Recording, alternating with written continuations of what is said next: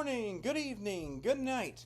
Well, not good night, because that's usually the end of the day. But folks, we are back, and it is time for episode number 13 of Krocking, Locking, and Dropping with your host, Kenneth the K-Rock Cline. That's me, right here for another exciting episode. And folks, you may be wondering, for those of you that are actually tuning in on my Podbean and Spotify accounts, or if you're just watching on my YouTube channel, or on my YouTube channel, KWCline91.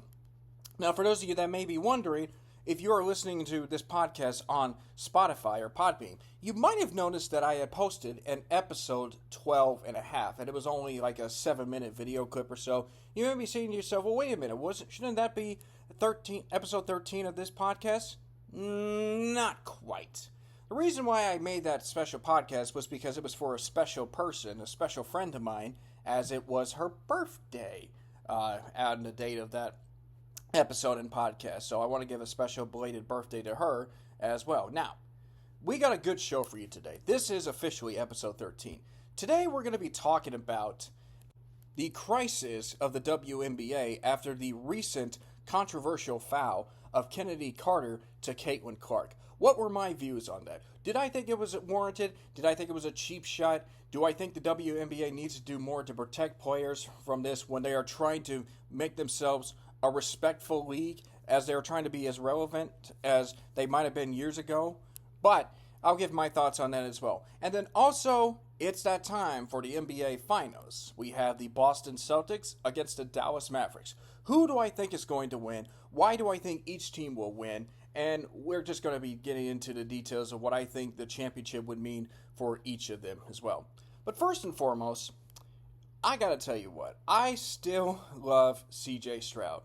And I mean, obviously, I loved him when he had this incredible rookie season last year for the Texans, winning 10 games, winning Rookie of the Year, and getting the Texans a playoff victory and to the divisional round. But this offseason, I was a little bit skeptical and worried about him because he's been on many platforms recently, whether it's being interviewed for these random shows or podcasts, or he was doing this draft special with Micah Parsons, and we see them kind of going at each other. It's almost like they become best friends, even though they play for rival Texas teams. But CJ Stroud just continues to amaze me with the way he handles himself. And I know most people will say he was cocky, or he's kind of getting to the point of cockiness and all that, and he might be expecting a sophomore slump for this upcoming season, which he might, but that's not the reason why the Texans should be worried, because they went out and got all these additions for him, and I think the Texans are prepared for that. But I think CJ Stroud will be good enough to overcome that.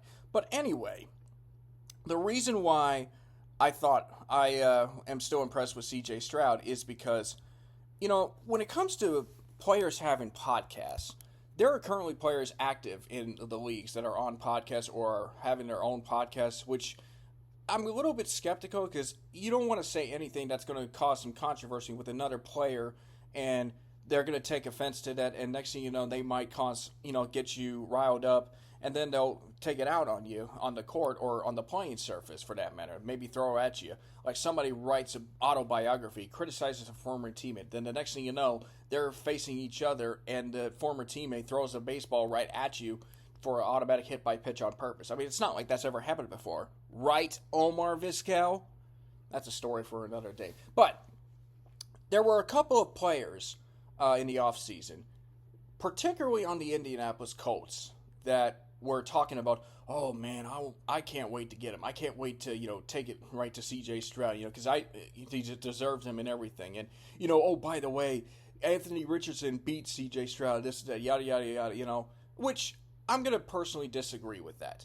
Yes, Anthony Richardson had a bit of a better performance than CJ Stroud the first time those two teams met each other, but Anthony Richardson didn't finish the game. The game was not over when he left. Yeah, the Colts were up big, and the Texans had yet to start moving the ball, which they did later in the game. They just ran out of time. But the second game between those two teams, the Texans got better. They performed well, and yeah, the Colts had Gardner Minshew, who was taken over after Richardson was lost for the season, and Indianapolis dropped the ball, which would have given them a first down to keep their drive going of potentially clinching a playoff spot, which it didn't happen. But Fortunately, the Texans were able to win the game, and Stroud, of course, would have that incredible playoff run. But I wanted to see what C.J. Stroud would say in response to all those Colts players making comments about how they're going to get him in this and that. And I got to tell you what, I came across this podcast. This podcast is called $1 Million Worth of Game. Dollars, they spell it Dollaz, $1 million worth of game. And this is where C.J. Stroud and Tank Dell were on together talking about, their previous season and everything else. And when C.J. Stroud was asked about that, he gave a great response to the comments that were being made about him. And this is what he had to say. Take a listen. But like my boy EJ, Speed, but it's a ton of dudes. It's not just EJ. He with my agent. And I tell him this to his face. I don't even tripping. But like a lot of dudes come to these podcasts like, oh yeah, I'm coming to hit. I'm going to hit CJ in his face. I'm going to get him next year. Why don't you do something? Like where I'm from, we say, why ain't you do something where you was mad at? You was mad right there, my do something. Right. You could have made hella plays, bro. You could have made plays, dog. Right. You could have shut me up right there, but you didn't. Right. So what make you think you're going to do it now? And if you do, I'm going to come back, bro, for real. Like, this ain't for no play, bro. I'm like, come on, man. Got him in that mode. Got me going. You know what I'm saying? It's like, this is the mode I've been waiting to get. Like, I'm going to slam CJ on his head. Like, man. You should have did that then, bro. Right. Now we're going to have another opportunity, and we played them first game of the year. I'm excited. The Colts. We play them after they play. It's going to be rocking. Indy hates me already, and I love it. So, I love it. I do. I mean, C.J. Stroud with the perfect response. All the guys that are talking right now, just talking bad, they're mad about the fact that they lost a game. But yet they should have done something the previous game. But Stroud ended up getting the better of them, and the Texans ended up winning the division, whereas the Colts had to watch the Texans go on that run. So if the Colts want an opportunity to back up their claims, they have to get C.J. Stroud. Why didn't they do it in that moment? Why couldn't they do it in that moment? Maybe they underestimated Stroud. Maybe they overlooked the fact that he was a better quarterback than most people were giving him credit for as a rookie. But unfortunately for the Colts, they had to sit with the fact that they missed an opportunity to make the playoffs, and they allowed the Texans to win the game and clinch a playoff spot, and as an added bonus, get the division title as well. Now, I think the Colts will be a big threat to the Texans in their quest for an AFC South championship. But the big thing for me is whether or not Anthony Richardson can really step up his game. We saw some potential with him early on, but he has been known to be injury prone. And this goes all the way back to his days in college when he was the quarterback at the University of Florida. So Anthony Richardson will definitely have a lot to consider, trying to figure out how to stop, be better than C.J. Stroud, get the better of him. But then, of course, the other argument, the fact that he won the first game, he didn't win the first game. The game wasn't over when he was injured. The Texans almost came back. It was Gardner Minshew who came in and got the win for the Colts in that situation.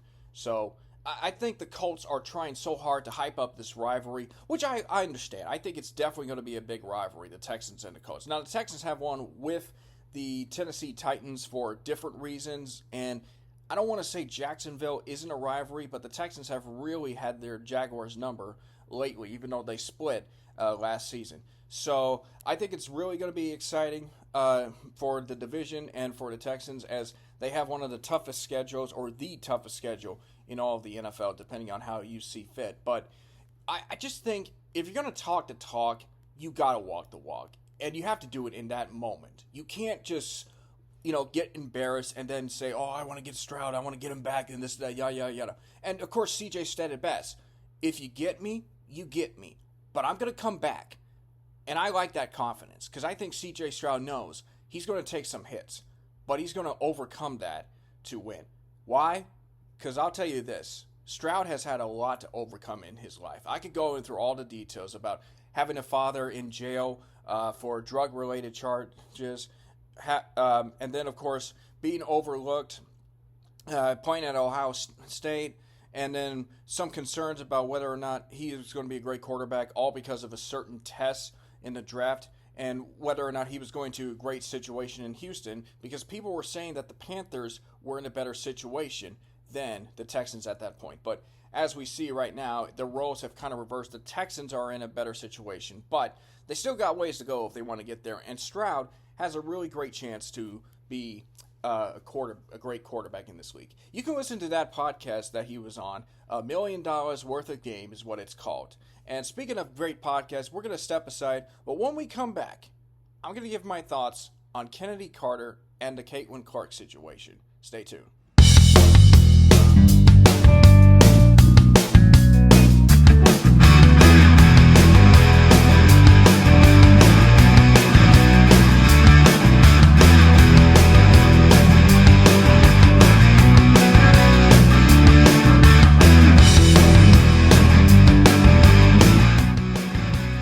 The WNBA season is underway. Well, it's been underway for some time, but most of the attention, of course, has been on Caitlin Clark, and rightfully so. She's the number one pick, plays for the Indiana Fever, and has drawn a lot of fans who either used to watch the WNBA until they've lost interest in it for whatever reason, and they decided to bring it up again, or they're bringing in new fans for the WNBA. If you're a WNBA diehard fan, this is the kind of thing that you wanted. I said this on my last podcast. Caitlin Clark is what the WNBA needed. They needed someone to come in that's earned a reputation as someone that plays well, is a scorer, and can hoop it up in a way. And yes, everyone followed Caitlin Clark in her college career, and that is now transcending over to the WNBA. Now, it hasn't always been an easy road for Caitlin Clark. She's had to deal with some comments. Now, whether these comments were out of jealousy or resentment for the fact that she's getting all this media coverage and everything, whereas the WNBA players that have been there before have not had that same luxury, even though they have tried to build their own identity, that remains to be seen. I mean, there's definitely a mixture of divided opinions on the whole matter. And I think there are some WNBA players that want her to succeed, but they're kind of giving her a reality check of how hard it's going to be in professional leagues. And yes, I think anytime you have a rookie player, whether it's in the NBA or the WNBA or in the NFL for that matter, or wherever, they're going to get reality checks as well. But on Sunday, there was an incident that happened in a game between the Indiana Fever and the Chicago Sky. Or actually, it might have been Saturday. But either way, the incident involved Caitlin Clark and Chicago Sky player Chennedy Carter. Now, Carter, who was a player who graduated from Texas A&M, which, by the way, is my sister's alma mater, she hits a jumper, and right immediately afterwards, she goes directly over to Caitlin Clark and shoves her hard to the ground. Like, she didn't just push her, she just like ran right into her, and Clark went down for the ground. And she got called for a foul. Now, at that particular moment, when you watch the clip, you have to say to yourself, that's not a foul. That's not a common foul. That's more than a common foul. That is completely crossing the line here. That should at least be a flagrant one or a technical foul in that particular moment, because that was not a hard foul. And you watch this and you're saying to yourself, what is Chennedy Carter thinking? Because there is clearly no way that she would have done that unless it was for a personal reason. And I think a lot of people are starting to think that there is a specific reason why Carter committed that foul, did that on purpose. And the reason, of course, is what I was talking about earlier. Some players are having a hard time accepting Caitlin Clark for, what she can bring to the table. But yet, Chennedy Carter afterwards really made herself look bad. She made the WNBA look bad. When asked about Caitlin Clark, she said, "I'm not answering the questions about Caitlin Clark." Then she goes on social media and tweets out specifically, other than shooting three-pointers, what does Caitlin Clark bring to the table? And you sit there and you're just saying, this girl is really, mind you, this girl has some serious problem with Caitlin Clark as well. But there's another thing that it really bothered me, and that was, of course, Angel Reese, who was a teammate of Carter's, who was a rival of Caitlin Clark, because 2 years ago, LSU, or actually last year, LSU defeated Iowa in the national championship game, and Angel Reese was the best player in that draft. Angel Reese reacted to the Carter shove, much like Kennedy Carter just hit this jump shot to win the game. And that to me says, there's some serious beef going on here. Because Angel Reese has said, there's no hate in this and that. But when you react to that situation the way you did, by jumping up and just being like, oh yeah, that's good, that's great, and all that, that just makes you look really bad. That makes you look really stupid. And I'm not saying that Angel Reese isn't a bad player. Like, she's a great player, obviously, because she's in the WNBA, is a rookie on the rise, but the reaction, it's making the WNBA look bad. Because a lot of people right now are tweeting about it. They're looking at Angel Reese and saying, why did you react that way? Just like they're looking at Kennedy Carter saying, why did you react that way? And this is not a good look for the WNBA. And I know the WNBA is trying real hard to, perceive itself as an outstanding, this league on the rise for women that are wanting, to make their names in the WNBA, just like the NBA players are doing as well. Now, the WNBA has since upgraded that foul on Carter to a flagrant foul. And that's the right call, although I kind of wish it should have been a technical foul. And I also think they could have suspended Carter for one game because of it, but the WNBA decided not to. However, there is this does upgrade their points for flagrant fouls. Apparently, I just found out about this, but they use like a point system where you accumulate points for flagrant fouls during the regular season, and if you reach a certain number, you get suspended. It's kind of like in soccer how if you get booked with the yellow card, it's on there, but if you get booked with the second yellow card, you get a red card, you miss the next match. So that's kind of what I think it is.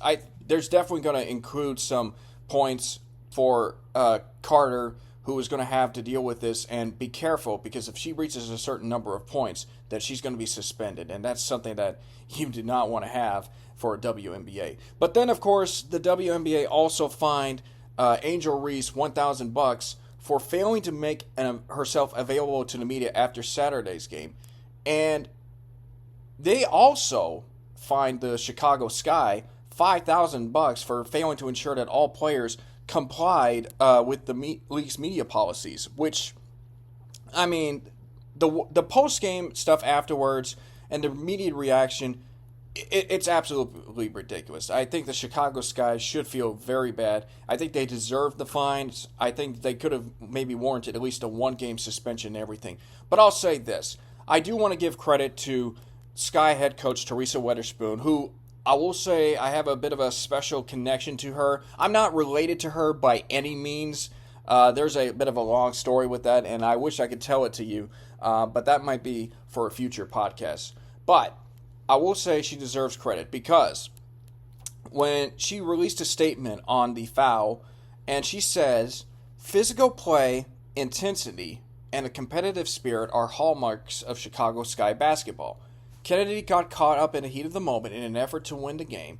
She and I have discussed what happened and that it was not appropriate, nor it is what we do or who we are. Kennedy understands that there are better ways to handle situations on the court, and she will learn from this, as we all will. As a team, we will grow together and continue to work hard to display strong leadership and set a positive example for our competitors, fans, and partners.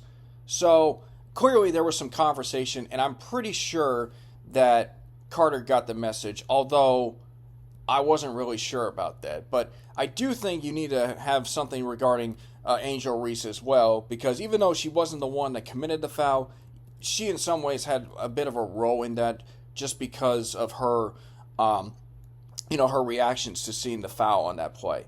But, speaking of Chennedy Carter, I went to look back at her career to this point, and I was stunned by what I just saw. She's 25 years old. Like, this is what I've picked up from her. A lot of people are tweeting about this. This is what I've noticed from her. 25 years old. She nicknames herself Hollywood. She declared for the WNBA draft early in 2020, and which you can declare for the draft as long as you're 22 years old. and she was selected 4th overall that year by the Atlanta Dream. However, a year later, she got terminated from Atlanta after threatening to beat up her own teammates, which is conduct detrimental to the team. She then gets picked up by the LA Sparks, and mid-season she is waived for poor conduct. 2023, last year, she is playing abroad in Turkey, and then signed with the Chicago Sky this season and got into that foul with Caitlin Clark in the 7th game of her Sky career. This is kind of a red flag player. This is a player that has a bit of a troubled reputation. And I honestly believe that this is her last chance. Well, it may sound a little bit lethargic, but the fact is you cannot keep getting yourself in some trouble and expect to keep being picked up. At some point, teams in the WNBA are going to have to learn this situation. And if you're not going to, learn from your mistakes and not get yourself caught up in some controversies, then I'm sorry, you don't deserve to be playing in the WNBA. The whole thing is problematic here.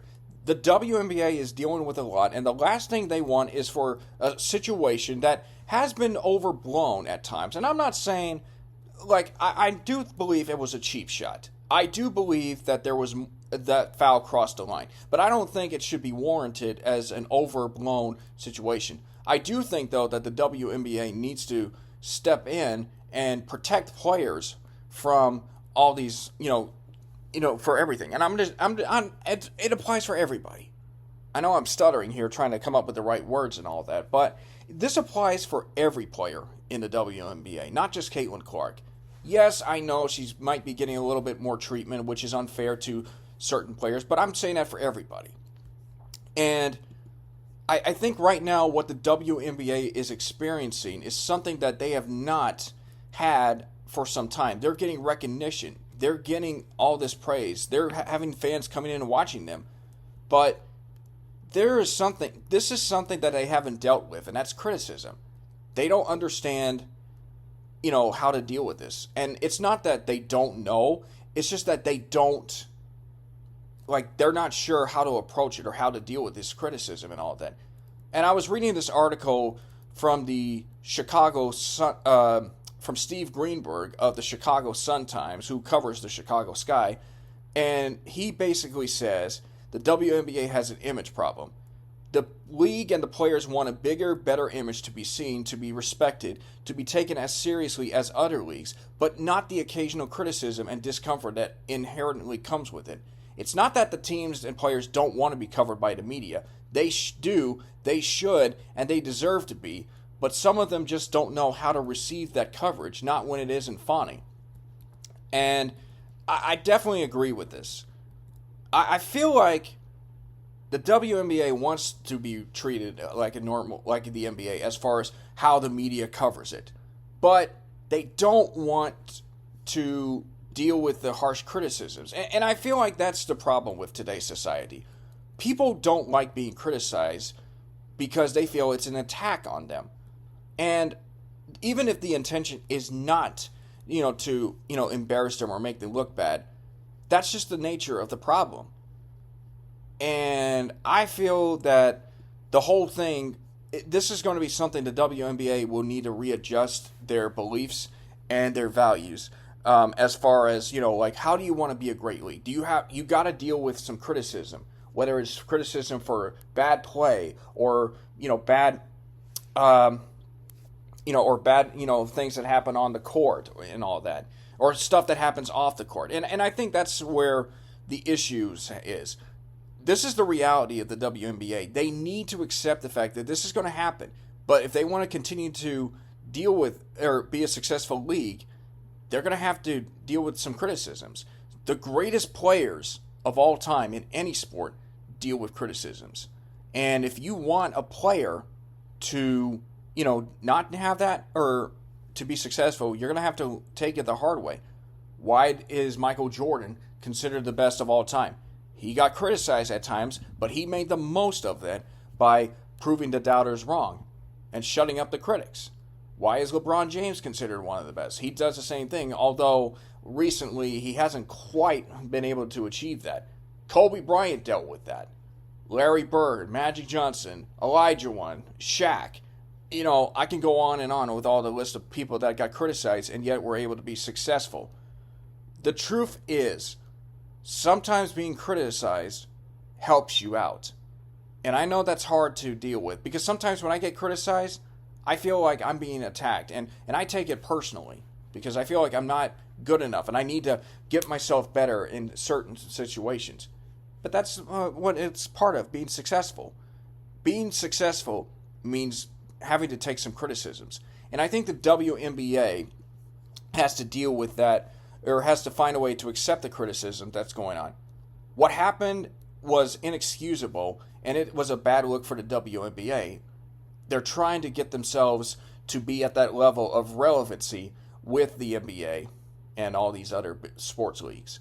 But unfortunately, it's just not working out that way to this point. This is a bad case for the league. But I will say, though, that the person that deserves the most credit is Caitlin Clark. I mean, yeah, she can, argue and say, well, I got fouled this and that. It was a hard foul. I mean, abused out here and this and that, yada, yada, yada. Not that she is, but, it's just a basketball context. But Clark basically said, it is what it is. I just have to accept it, that I'm going to be, fouled hard and all that. And she did talk about how she grew up with brothers that would, play basketball and play hard and, just trying to toughen her up. And I have to respect her for that because I know that she wouldn't necessarily say something very maniacal and be part of the problem. But ultimately, she does, it's come to accept it. However, this is something that she's going to have to deal with. And it's not fair because at the end of the day, the WNBA needs to figure out its own image. They have the player to carry them, to be the face of the league. They just need to figure out how to deal with all this other stuff. And stuff like this, the cheap shots and the fouls, whether it's with Clark or whether it's with any other player, that needs to be, toned down a bit. There are a lot of harder fouls in the 1980s, I can assure you of that, in the NBA than this one. But at the end of the day, the WNBA would definitely need to figure out all these problems. And if they want to be a successful league, then you know what? Try to, utilize that. Take advantage of this. But understand there's going to come some cons, and you need to accept that as well.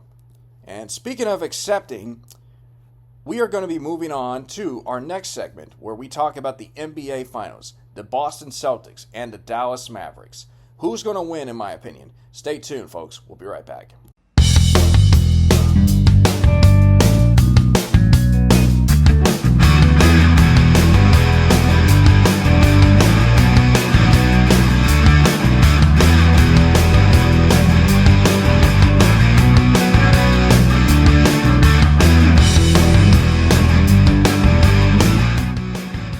After what has been a wild and crazy NBA postseason, we are down to our final two teams.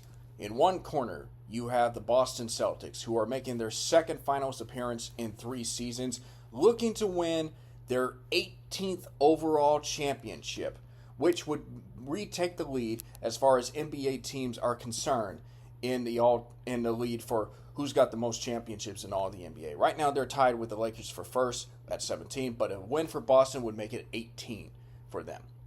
And then on the other corner, you have the Dallas Mavericks, who are making their third finals appearance all time, looking for their first championship since 2011, in what has been a remarkable run, kind of almost similar to that run in 2011, when you had the Mavericks, who started out as the 4th seed that year, and they beat out the Blazers, the Lakers, and the Thunder to reach the NBA Finals, where they knocked off the Miami Heat. This time, though, it's been a good run as the Mavericks, who are the 5th seed, which, if they win, would be the second lowest seed ever to win an NBA championship, the first lowest 5 seed to win a championship.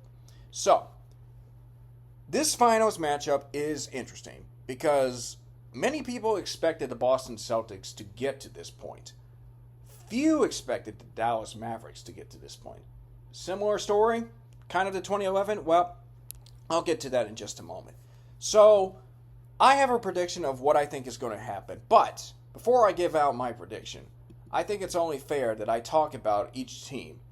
And I talk about why I believe that both of them will win, or either one will win, and why I think either one won't win. Now, this is something that I was really looking forward to talking about on my finals or prediction podcast with Mark T. Robinson, my co-host on Two Pals on a Pod, but he's kind of had some computer troubles and everything, so we might have to talk about that as well in the midst of the finals. But for the time being, I do have this podcast planned out as far as giving out my predictions and everything. So here's my finals prediction and my preview for it. So, with that being said, let's get into the reasons. What would a championship win mean for Boston?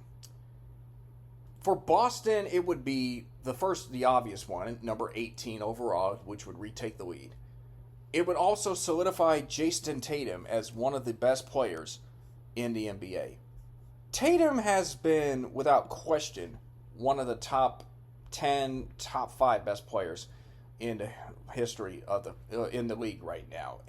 But I sometimes feel like he gets kind of overlooked because recently it's been Nikola Jokic, or it's been Luka Doncic, or it's been trying to think of another player, Jimmy Butler, or maybe Joel Embiid, who won the MVP last year, but did not have a good performance this season.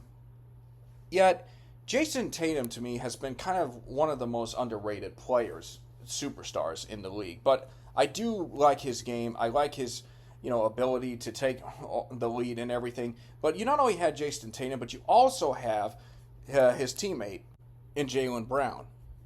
The two of them have combined for 51 points, 16.5 rebounds, and 8.5 assists per game.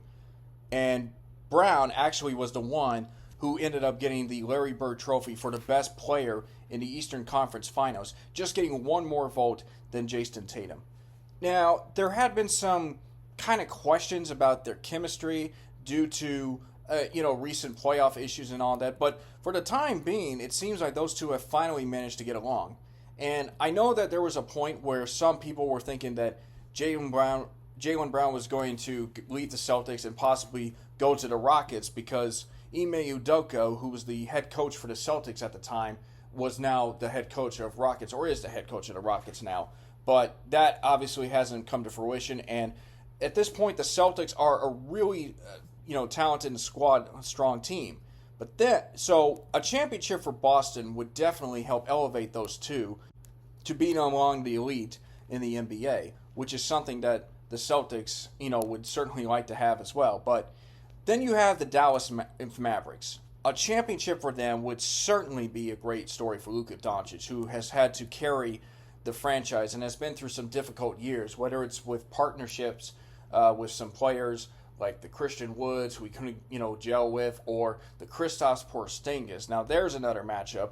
Porzingis, if he comes back healthy, he'll be taking on his former team in the NBA Finals. But that pairing didn't work out so well. And, Doncic, who right now has an opportunity to win an NBA championship for the Dallas Mavericks, alongside with Kyrie Irving, who for the last few years has kind of sputtered a bit. Ever since he made the game-winning three-pointer with the Cavaliers to win the championship in 2016, Kyrie's career has kind of, I don't want to say it's spiraled, but he didn't work out well with Boston, and his time with the Nets was just unfortunate and unforgivable, given his stance on the COVID-19 stuff and his belief in the flat earth theory and all that, which is I don't know if that's really true or not. I mean, or if he feels that way or felt that way, or maybe he was just doing it for, just trying to say something for the media to pick up on. But he has resurrected his career over the last few seasons with the Mavericks, and that's a pairing that is legitimately remarkable for that Mavericks team.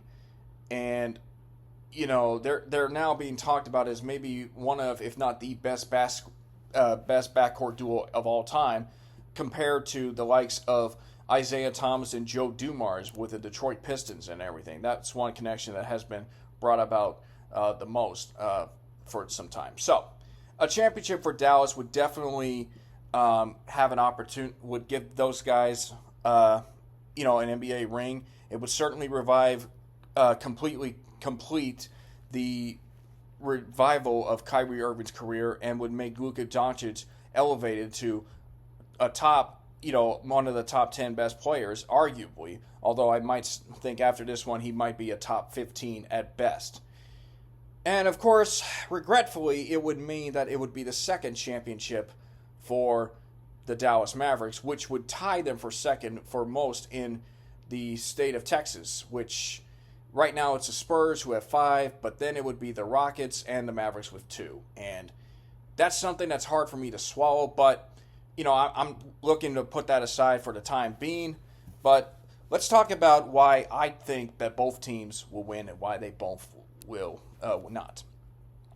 So let's start with Boston.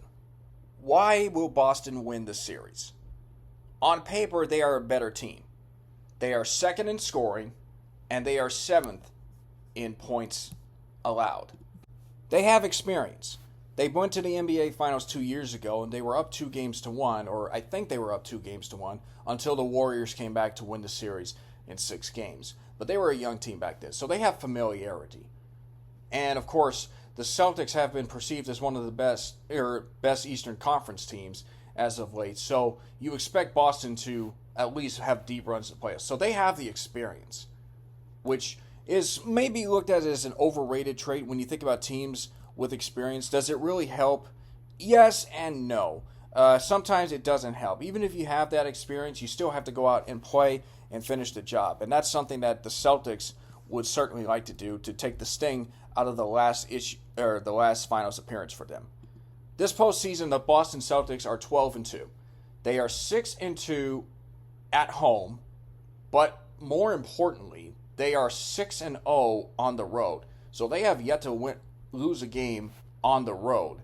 And that is something that if you are trailing Boston in a series, like if you're down 2-0 after the first 2 games, you need to tighten up and find a way to win, because if Boston takes that game 3, you're in serious trouble for sure. But Boston has definitely not lost a game on the road to this point. That might change in the NBA Finals, but you just never really know. But the Celtics have really proven to be a dominant team. They've arguably been the best team in the postseason, just with the way that they played throughout this entire playoff situation. And, the guys they have on the court as well, the Drew Holidays and the Derek Whites, probably the second best backcourt behind Kyrie and Luka. They only average 47 points in comparison when the two teams met each other during the regular season this season. But of course, the big factor for Boston is whether or not Kristaps Porzingis can come back. And he was out with an injury in the first round with the calf strain. But, if he comes back, then that adds a bigger presence for them down low in the post for the Celtics. And he's averaging 20 points and has 2 blocked shots, which could potentially be the key factor for Boston if he comes back healthy. If he doesn't come back, then, that could be, it may not be as significant of an issue, but it certainly would be a necessity for him to come back at this point. And Boston, of course, is also the best 3-point team, in the NBA. They're hitting 14.6 threes per game on 39.8 attempts. And, when they hit 14 threes in a single game, or in the postseason, they're 9-0.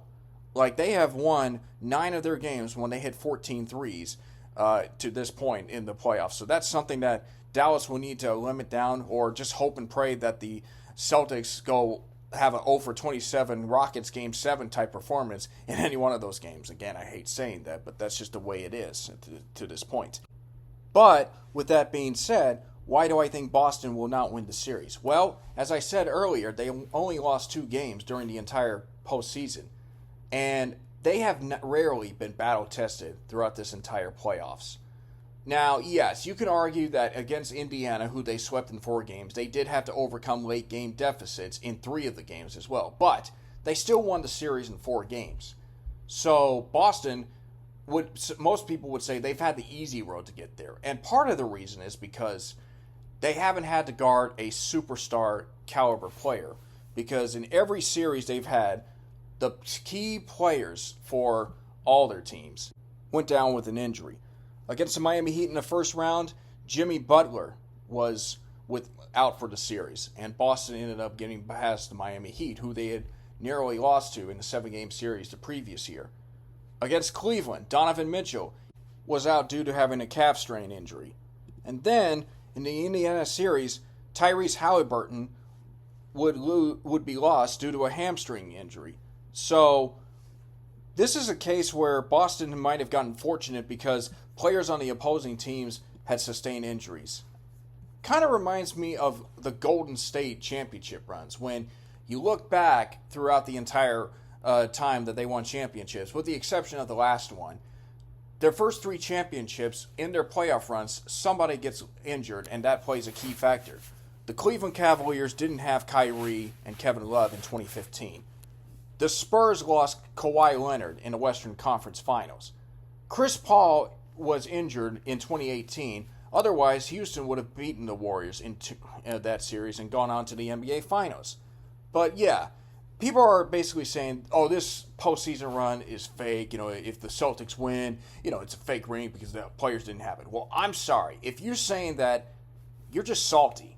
You're just salty that your team is not in there. Imagine how everyone else will be saying that to you if you were in a similar situation. You would be defending that team's honor right from the start. So, don't be talking about fake rings because of players getting injured when you yourself might be in that similar situation if that were to happen to you as well.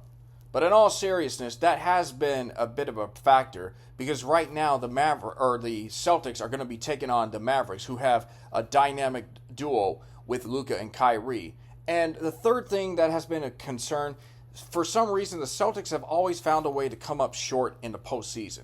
Whether it was losing in that Mickey Mouse of a basketball arena in the 2020 bubble situation, or whether it was losing the NBA Finals to Golden State, or losing to Milwaukee in 21, and then last year going down 3-0 and nearly pulling off the comeback in 23 against Miami. That's a bit of a reality check right there. So the Celtics have some pressure because they have fallen short in the last few years. That every year they fall, the pressure keeps getting bigger and bigger and bigger, and that's the hard part of this situation. So Boston will be under the most pressure for sure, but on paper they are the better team. However, you cannot overlook the Dallas Mavericks. And why will Dallas win? Well, the Mavericks have been battle tested. They beat the Clippers with Kawhi Leonard and James Harden in 6 games. They beat the Oklahoma City Thunder, the top seed in the NBA, in 6 games. And then they beat the Minnesota Timberwolves with Anthony Edwards in 5 games. So clearly the Mavericks have put together some incredible stretches of basketball. They're playing their best basketball at this moment. And yet, they've been battle-tested time and time again. And now they're in the NBA Finals. Of course, like Boston, they are very dominant on the road, although in this occasion they are 7-2 on the road as well. And the road warrior factor is going to play into effect for both teams. But for Dallas, they're going to start the series in Boston. If they take one or if they take both, that's going to really boost their confidence up to where they could potentially be in position to claim the championship. And then the other and main factor, of course, is Luka and Kyrie. You have to pick your poison when you have to choose which one to double team, because either way, you're both going to, they're both going to have some big effects on their team. And, I talked earlier, like those two combined, they are averaging over 50 points per game. Kyrie Irving has already got 6 30-point games this postseason. And he seems to have been revitalized. Whereas Luka Doncic, man, the guy can put up 40 points on any given night. And you can't argue that. The biggest thing for those Mavericks is if those two get on a roll, then they're going to be hard to stop, and that's going to make for an interesting game. But also the closeout games. We've seen the Mavericks do a better job of this in the postseason than the Celtics have. Yes, Boston did have a comeback victory and were able to win that game, but the Mavericks with Luka Doncic having some big-time shots down the stretch, it's effective that they are a better team in the clutch, and that's something that's going to play a factor if the series comes down to a situation where the game is really close and you need a shot. And I would trust Dallas in a close situation more than I would trust with Boston at this point. However, and then the other thing that I need to bring up about is, I talked a little bit about this earlier. This Mavericks team is better than the 2011 squad that won a championship, even though that Mavericks team was the 4 seed and this team is the 5 seed. They're better because they have a better backcourt duel. In 2011, it was Dirk Nowitzki and everyone else. Yes, Jason Terry was a major factor for them. But this team is better because they have a backcourt duel that is so dominant that people are comparing them to the great ones of, Joe Dumars and Isaiah Thomas, as I talked about earlier, and then some other memorable backcourt duels. Maybe Mark Jackson and Reggie Miller for a brief period there. I can go on with the list of everything. But the fact is, those two guys have carried this Mavericks team. But then you have other major factors for the Mavericks in this series. P.J. Washington has been tremendous and effective defensively. And I think it's definitely going to be interesting to see how the Celtics will be able to defend, the Mavericks, who are coming in as the surprising team and maybe the most dangerous team in the NBA. There's definitely a lot of pressure facing Boston. But why do I think this Mavericks won't win? Well, if you look back at their playoff run, 2 of the series that they were involved in featured teams that didn't have playoff experience. The Oklahoma City Thunder finished with the best record in the Western Conference, but this was a very young team, and I didn't expect them to get out of the Western Conference right away. Yet, the Mavericks were able to take care of business with the Thunder in 6 games. And Oklahoma City is going to learn from this, and I think they're going to be a better team next year. They'll probably be a top-seeded team for all I know, with Shea Alexander having himself a remarkable year, a guy that I thought should have won the MVP this year. But you had that. Then you had the Minnesota Timberwolves, who also surprised everyone. Anthony Edwards really was playing lights-out basketball, but this series, the last series, he struggled. He and Karl Anthony Towns really struggled hitting shots from the field, and Dallas did a great job of holding them down. So, but to be fair, Minnesota did not have as much playoff experience as the Mavericks do. And yeah, the Mavericks were never in a situation. The Mavericks been to the Western Conference Finals a number of times, and now they've gotten over that hump. So Dallas has rarely played a team, the only team being the Clippers, that has been battled, that has playoff experience. The Mavericks hardly have any of that, but they're playing against a Celtics team that has more experience. They've been to the NBA Finals before. The Mavericks haven't in this particular case. And this will be a very tough matchup for the Mavericks based on experience as well. Number 2, it's the depth situation. Boston has the better depth on the roster, as I talked about earlier in my reasons why I think Boston will win the series. Boston has just too many weapons, and that's something that Dallas doesn't have. The one thing that they can't afford to get involved in is a shootout, because clearly, if they get into a shootout, Boston is going to win the series. They're going to win the game. But the thing with Dallas is they're a team that is not going to get into a shootout. They're a team that kind of slows the tempo down. They'll keep it close. And before you know it, if the game comes down to the wire, they're going to find a way to win. But if they try to get into a shootout, the Celtics can easily just blow them out early, and they're going to have some serious problems. So, in hindsight, the Mavericks are definitely going to have, a tough situation. They have to make sure that they don't get involved into a shootout as well. And the third reason that I think Dallas will have a hard time winning against Boston is because of Kyrie Irving. Kyrie Irving, for whatever reason, has lost his last 10 straight games against the Boston Celtics. And this might go all the way back to 2021 during the NBA playoffs when he stomped on the Celtics logo at the in Game 4 of that playoffs, and needless to say, I guess it's kind of a bit of karma there. Now, I understand regular season games or matchups in the regular season don't mean a thing because, anybody can lose to one team in the regular season, but when it matters the most, they can come back and win. So, in a way, Kyrie Irving has really struggled against the Boston Celtics, and during the last regular season game, I believe he finished with 19 points, but he only went 9 of 23 from the field, including 1 of 7 from three-point range, and that was a major factor in Dallas losing that game 138-110. So Kyrie Irving is to be the player to step up, and this is an opportunity for him to have his redemption story after that whole incident. What perfect way for him to get to complete his career revival than to beat the former team that he spurned and then had that unfortunate incident. But it's one of those situations where Kyrie Irving will need to step up and play his game. The Mavericks can trust Luka Doncic, but it's really Kyrie that has to step up more than Doncic in that situation. And Irving, in the last few games, he's been held to under 20 points, which is something that is not normal for him by the Celtics, or for him against the Celtics. And you're going to have a lot of fans that hope that he can break the so-called curse, if you will. So I do think Kyrie Irving is going to have to play a major factor. But if this whole thing continues on and he struggles against Boston, guess what? It's going to be an end for him. Like, it's going to be Boston winning a championship over Kyrie Irving. But, that third reason might not be much of a major factor in all that. But at the end of the day, Kyrie Irving will need to step up and win step up for the Mavericks if they want to win a championship. So, this is to be a very exciting series, and I think it's definitely going to come down to the wire.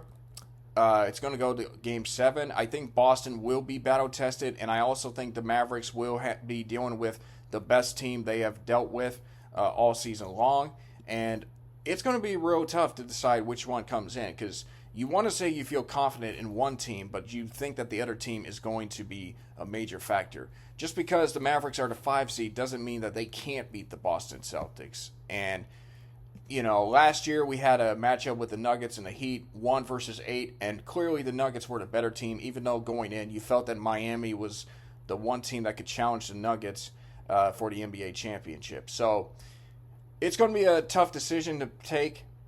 But I do see this going the full 7 games, and I think that by the end of the year, an 18th banner will be raised to the rafters. I think Boston will win this series in 7 games, clinching on their home floor. But I wouldn't be surprised if Dallas wins their second championship. I'm picking Boston in 7. Again, Dallas, I think, will be a tough team, and I think if they win, you know what, Dallas, you might tie the Rockets if you win your second championship. But as I said on my last podcast, you ain't passing. It's that simple. So, at the end of the day, I got Boston winning the NBA Finals. But let me know what you guys think. Do you think it's going to be Boston? Do you think it's going to be Dallas? Who do you guys think is going to win the NBA Finals? And also, feel free to subscribe to this podcast, on Podbean and Spotify, and also my YouTube channel at KWCline91. And I'm going to be excited to release this episode, and also going to be pointing out more future podcasts in the future. So, can't wait to see the NBA Finals and how it all plays out. And folks, thank you very much for tuning in, and I will see you guys next time on Krocking, Locking, and Dropping with the K-Rock.